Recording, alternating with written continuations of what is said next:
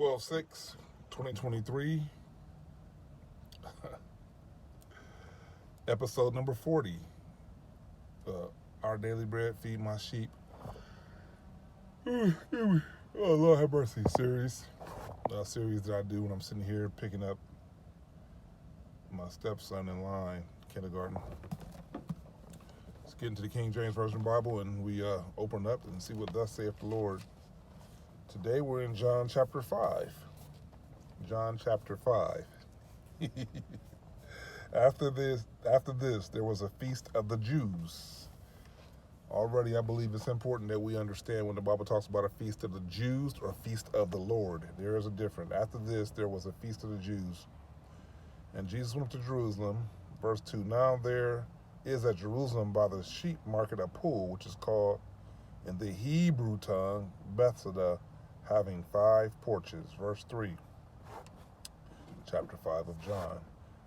And these lay a great multitude of impotent folk, of blind, halt, withered, wanting for nothing of the water. Verse 4, for an angel went down at a certain season into the pool and troubled the water. Whosoever then first, after the trouble of the water, stepped in was made whole of whatever disease, it says, he had. Verse 5, chapter 5, Gospel of John. Certain man was there which had an infirmity 38 years. Verse 6, when Jesus saw him lie, he knew that he had been now a long time in that case. He saith unto him, wilt thou be made whole? As Jesus asked a man that had this thing for 38 years, wilt thou be made whole? The impotent man answered in verse 7 and says, sir, I have no man when the water is troubled to put me in the pool, but while I'm coming, another steppeth down before me. Verse 8, Jesus saith unto him, rise, take up thy bed and walk. So by him coming in contact with Jesus, he didn't have to go to church. He didn't have to get in the prayer line. He didn't have to wait till service was over. Your faith in Jesus will allow you to be able to skip steps. The steps that was normally done in this case where he was waiting was that the angel had to come down in the season and trouble the water. And then he still had to be in before somebody else got in. It says in verse 4, I'm going to go back real quick. For an angel went down at a certain season into the pool and troubled the water, that whosoever then first, after the trouble in the water, so you had to be first.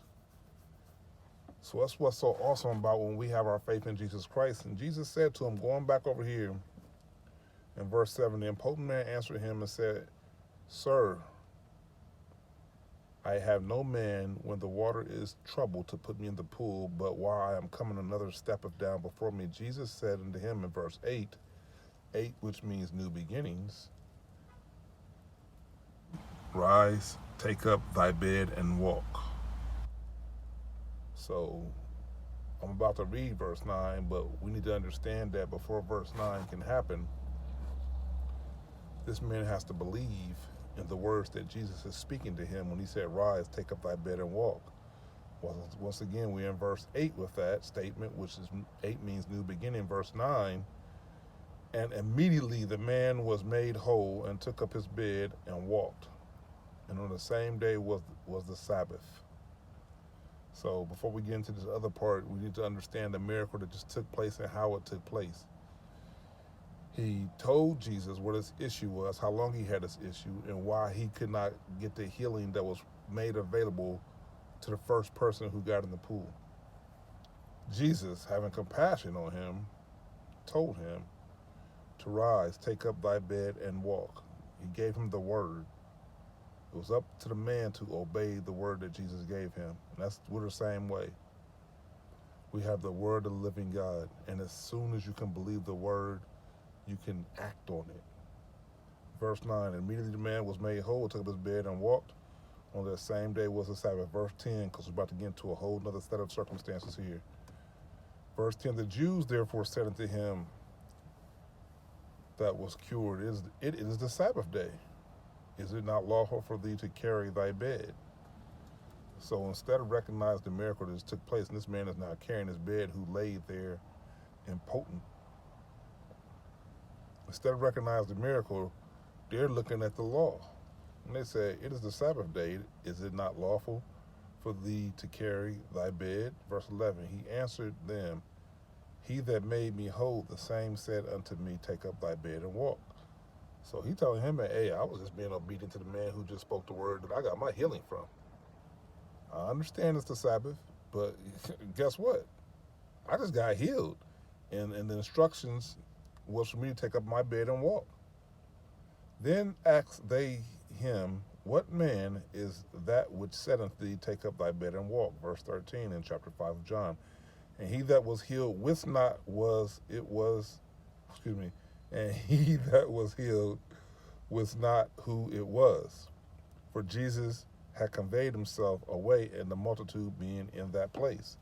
Verse 14, afterward Jesus findeth him in the temple, and said unto him, behold, thou art made whole, sin no more, lest a worse thing come unto thee. That's something we fail to realize so often when God heals us and we are delivered from our infirmity. Listen to what he says, behold, thou art made whole, sin no more. He's like, don't sin no more. He says, lest a worse thing come unto thee. Don't take your healing for granted and use it for an occasion to sin. Verse 15, the man departed and told the Jews that it was Jesus which had made him whole. Verse 16, chapter 5, the Gospel according to John. And therefore did the Jews persecute Jesus, sought to slay him because he had done these things on the Sabbath day. You see how ridiculous that is? To even think that you want to kill somebody who just gave the word for somebody to get healed because it's a Sabbath day. But Jesus answered in chapter 17, chapter 5 of John, Jesus answered them, my Father worketh here thereto, and I work. 18, therefore the Jews sought the more to kill him, because he not only had broken the Sabbath, but he also said that God was his Father, making him an equal with God. 19, then answered Jesus and said unto them, verily, verily, I say unto you, the Son can do nothing of himself, but what he seeth the Father do. For what things soever he doeth, these also doeth the Son likewise. Verse 20, for the Father loveth the Son, and showeth him all things that himself doeth, and he will show him greater works than these, that ye may marvel. Verse 21 in chapter 5 of the Gospel of John, for as the Father raises up the dead and quicketh them, even so the Son quicketh whom he will. For the Father judgeth no man, but hath committed all judgment unto the Son. Verse 23, that all men shall honor the Son, even as they honor the Father. He that honor not the Son, honor not the Father. He that sent him, for he hath sent him, Verse 24 in chapter 5 of John, verily, verily, I say unto you, he that hears my word and believe on him that sent me hath everlasting life, and shall not come into condemnation, but is passed from death unto life. Verse 25, verily, verily, I say unto you, the hour is coming, and now is, when the dead shall hear the voice of the Son of God, and they that hear shall live. Not everybody's going to hear.